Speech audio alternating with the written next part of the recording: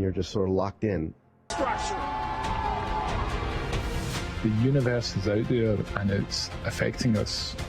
We are in space. And here it comes, there's the diamond ring. And that is the most spectacular sight.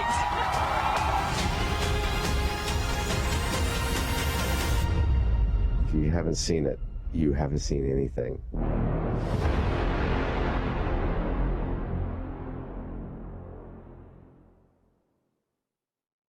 Sonic wind tunnels.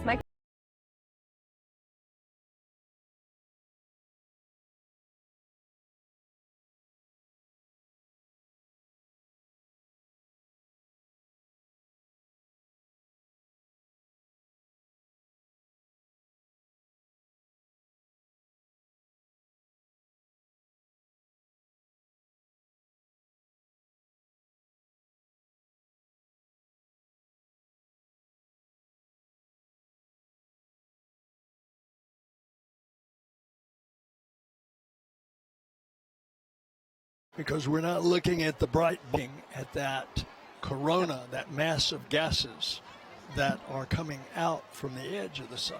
Right. And you don't have to be a scientist, right, to study this event, right? How do we get help from people across the country to help us study these things? Well, by asking them. Make a note. It races across North America.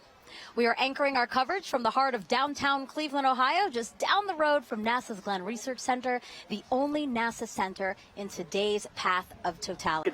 Super excited for that big moment. And let me actually just go to our moon board here, and we can play through this at 60 times speed. Scarlett Johansson had a question a bit earlier about the kind of rippling effect that we see of the eclipse shadow. When you first see this right here, at first glance, you might think it's low resolution or we're lacking some kind of information here. The inverse is actually true. This is actually incredibly high resolution, this shadow projection that we have, because of data that we've been gathering at our moon for more than 10 years, thanks to an orbiter called the Lunar Reconnaissance Orbiter. It's been mapping our nearest neighbor in incredible resolution, just really getting every single bit of valley or crater or mountain.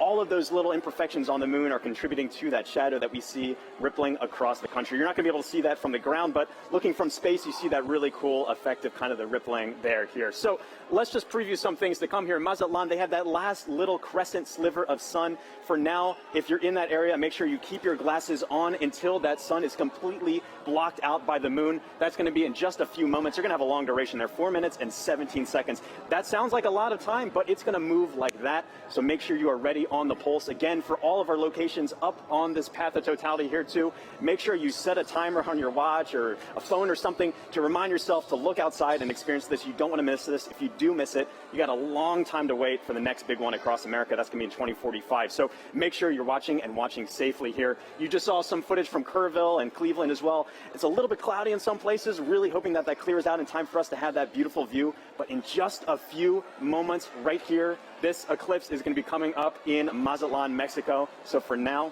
this is going to be really exciting. The countdown is on.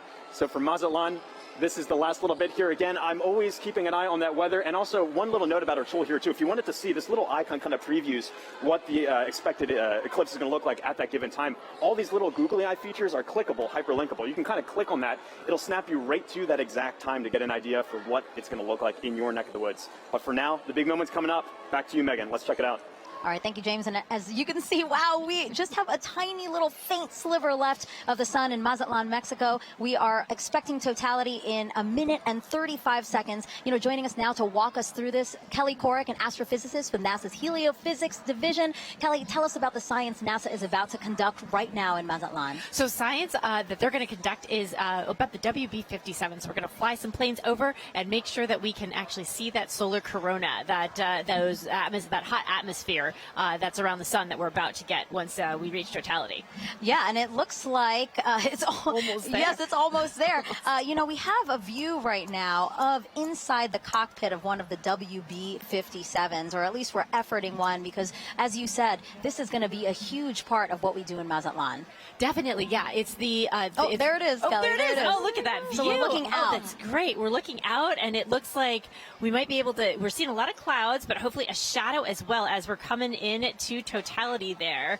And so, yeah, so these WB-57s are carrying 3 different instruments or 3 different experiments, 2 to look at the sun and 1 to look at our atmosphere, because our atmosphere actually responds to the eclipse. And we're trying to figure out how that ionosphere, that layer of the atmosphere, actually responds to it. And you said it does look like there's already a shadow over land. You know, we also have a shot, and we'd like to pull that up now, a shot of the coast and the fact that it's already going on over. And you know what's really cool about all of this is we do have eyes all over this thing because we are collecting so much data. Yeah, definitely. I mean, we have the stuff here. We also have rockets on the other side of the country being launched to, again, study that. Oh, look at that. There's the diamond ring. That's right. We're not there, but I feel the energy just watching it. Yeah, so this is because of the craters and the peaks and valleys and the moon, we're seeing the last bits that are just getting through, and now we're getting to Totality. This is great. So you're starting to see those pink fingers out there kind of sticking out. Wow. So again, Totality here in Mazatlan, Mexico, the first community in North America to experience the moon completely eclipsing the sun. And if you are in Mazatlan right now, it is now safe to remove your eclipse glasses for the next 4 minutes.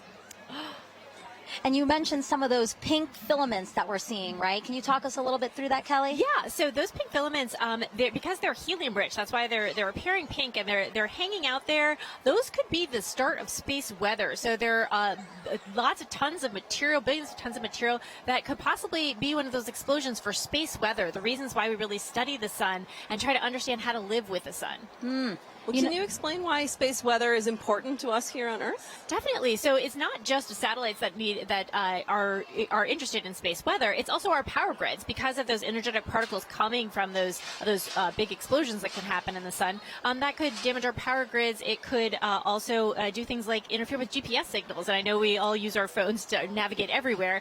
So if we didn't have that, that would be a big problem. So we're looking to understand it better so we can all mitigate all those things. Some of the movement we're seeing here is just our telescope operator adjusting, because again, they needed to make some changes for before Totality. Now they're viewing it a different way, and then after Totality we might see some shakes there as well. But I really just cannot believe how crisp it is as we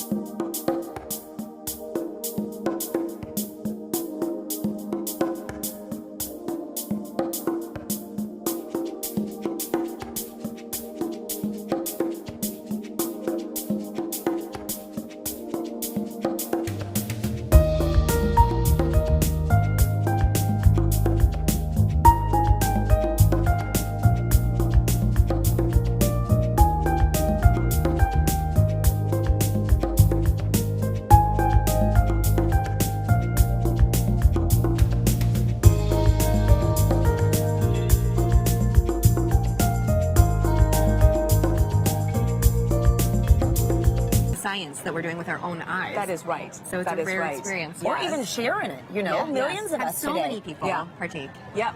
That's right. It's pretty windy too here. It is windy. And so I know earlier in the show we've mentioned... Woo! Oh, I'm so excited. Okay, we are 5 seconds away from Totality. One little bit. It's totally dark here. Deep twilight around here. Wow. You can hear the crowd. So the last bit of lights, and we're in Totality. Woo! Oh my God. Oh my God. That is absolutely breathtaking. Oh my God, Michael. How are you feeling right now? I am just awestruck. I mean, there's a few high clouds, but the beauty of the corona is clearly visible. You can see that spiky structure just poking out. It is heart-stoppingly beautiful. Oh my goodness, I have tears in my eyes. I was not expecting this. This is one of those experiences that you just never forget. I feel so special to be right here, right now, experiencing it, and knowing that people literally across the nation are doing the same thing is, it's truly amazing. Wow, let's take a moment to take it all in. This is absolutely breathtaking. Wow.